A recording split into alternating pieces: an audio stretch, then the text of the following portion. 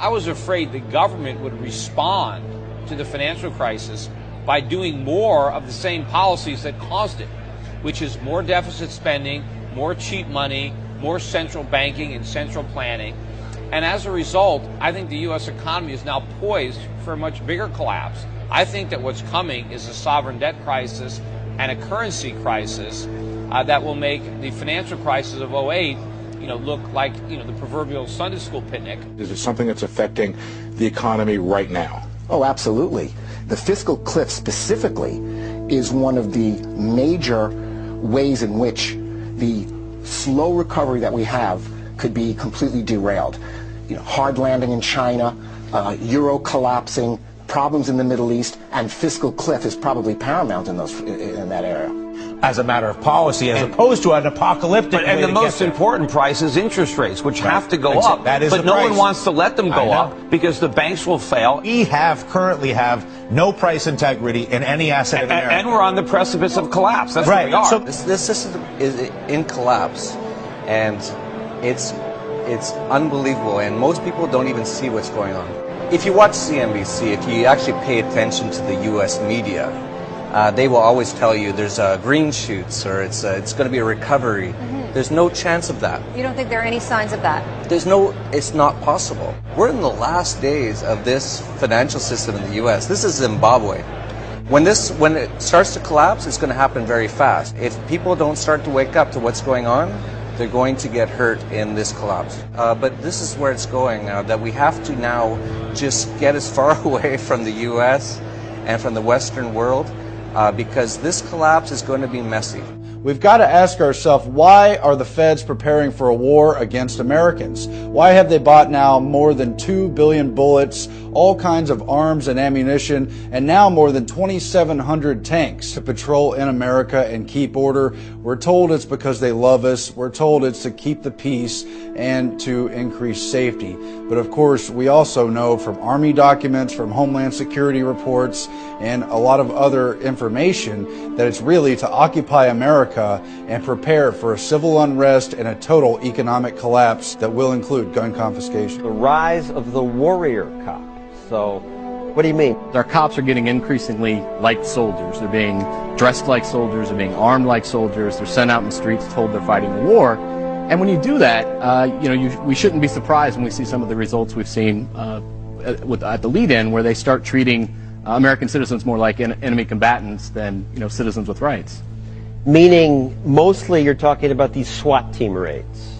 Over the last probably 20 years, there's been about a 1,500% increase in the number of SWAT raids in the U.S. Often is 10 or 20 guys dressed in black, heavily armed. I mean, they look like a military squad. I mean, they look like a unit that would invade a village in Iraq looking for insurgents. Speaking of the police state, which 9/11 ushered in, a 16-year-old is questioned by FBI officials over a YouTube video that he uploaded. According to Justin Hallman, a 16-year-old, after having uploaded a YouTube video which highlighted how America was slipping into a police state, he was visited by FBI officials. Police state. Ask one of them why they're here. What's up, nigga? Police state. Police state, bro. Police state. 4th of July. Here's our video. M16s.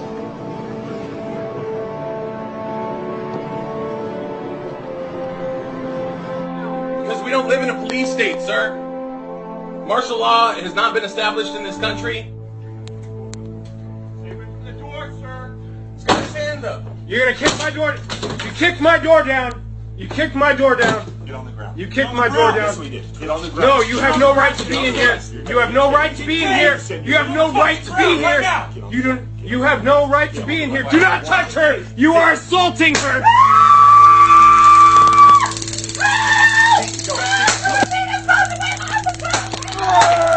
Yeah, I didn't open up the door. I would open up. Now they're barging in my door for one reason. Down on the ground, down on the ground, down on the ground, down! Down, down, down to your heads! Hands, come to me, come to me, come to me! Don't move! Please, don't move! Please, don't move! Please, don't move!